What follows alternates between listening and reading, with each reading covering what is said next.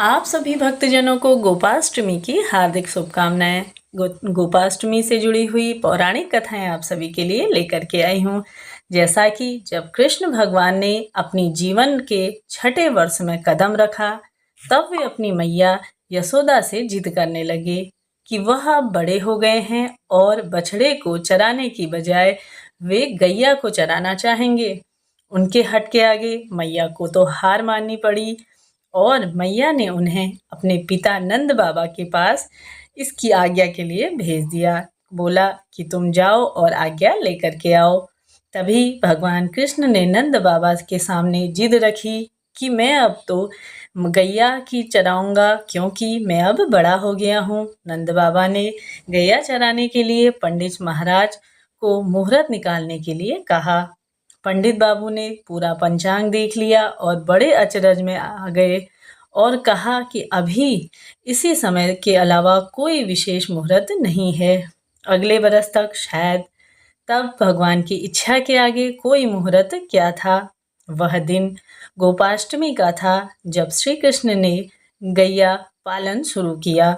उस दिन माता ने अपने कान्हा को बहुत सुंदर तैयार किया, मोर मुकुट लगाया, पैरों में घुंघरू पहनाए और सुंदर सी पादुका पहनने दी। लेकिन कान्हा ने वे पादुकाएं नहीं पहनी। उन्होंने मैया से कहा, अगर तुम इन सभी गैया को चरण पादुकाएं पहनाओगी तो तभी मैं पहनूंगा। मैया ने यह देखकर भावुक हो जाती हैं और कृष्ण बिना पैरों में कुछ भी पहने गैया को चराने ले जाते हैं। इस प्रकार कार्तिक शुक्ल पक्ष के दिन से गोपाष्टमी मनाई जाती है। भगवान श्री कृष्ण के जीवन में गौ का क्या महत्व है, और साथ ही गौ सेवा के कारण ही इंद्र ने उनका नाम गोविंद भी रखा था। इन्होंने गाय के महत्व को सभी के सामने रखा। स्वयं भगवान ने गौ माता की सेवा की थी। साथ ही यह भी मान्यता है कि जब श्री कृष्ण जी ने अपनी सबसे छोटी उंगली से गोवर्धन पर्वत को उठाया था, जिसके बाद से ही उस दिन गोवर्धन की पूजा की जाती है। ब्रज में इंद्र का प्रकोप इस तरह बरसा कि लगातार बारिश होती रही, जिससे बचने के लिए श्री कृष्ण जी ने 7 दिन तक पर्वत को अपनी उंगली में उठाए रखा।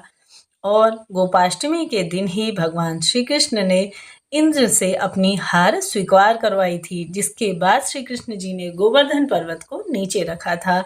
साथ ही गोपाष्टमी से जुड़ी हुई बात कि राधा रानी जी गाय को चराने के लिए वन में जाना चाहती थी, लेकिन लड़की होने की वजह से उन्हें सब बात के लिए मना किया जाता था।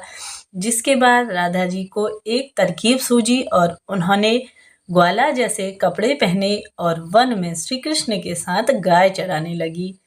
कृष्ण जी के हर मंदिर में इस दिन विशेष आयोजन किया जाता है और नंदगांव, मथुरा, वृंदावन, नाथ द्वारा के कई दिनों तक पहले से ही गोपाष्टमी की तैयारी की जाती है। नाथ द्वार में 100 से भी अधिक गाय उनके ग्वाले मंदिर में पूजे जाते हैं। साथ ही गायों को बहुत सुंदर ढंग से सजाया जाता है।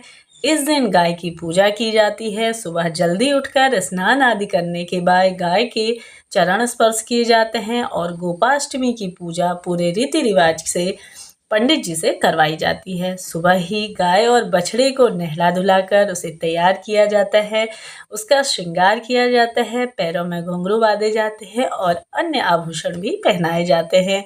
गाय माता की परिक्रमा करी जाती है। सुबह गायों की परिक्रमा करके उन्हें चराने के लिए बाहर ले जाया जाता है। इस दिन ग्वालों को भी दान दिया जाए। कई लोग नए कपड़े, नए वस्त्र और तिलक भी उन्हें दान में देते हैं। साथ ही शाम को जब गाय घर लौटती हैं, तब फिर उनकी पूजा की जाती है, उन्हें अच्छा भोजन खिलाया जाता है। खास तौर पर इस दिन गाय को हरा चारा खिलाना चाहिए। जिससे घरों में गाय नहीं होती है, वे लोग गौशाला जाकर गाय को गुड़, साथ ही साथ उसे अच्छा चारा और आटा इत्यादि अवश्य खिलाना चाहिए। साथ ही जब श्री कृष्ण जी की भी पूजा की जाए, तब गाय को भी तिलक लगाया जाए। इस दिन भजन किया जाता है, कृष्ण जी की पूजा की जाती है और गाय को गुड़, आटा और साथ ही हरा चारा, हरे मटर खिलाए जाते हैं। कुछ लोग गौशाला में जाके यह कार्य करते हैं, कुछ लोग दान इत्यादि के भी यह कार्य कर लेते हैं। साथ ही पुराणों में गाय के पूजन, उसकी रक्षा, पालन पोषण और मनुष्य का यह कर्तव्य है। हम सभी को गौ माता की सेवा करनी चाहिए, क्योंकि वह भी हमें एक माँ की तरह ही पालती हैं।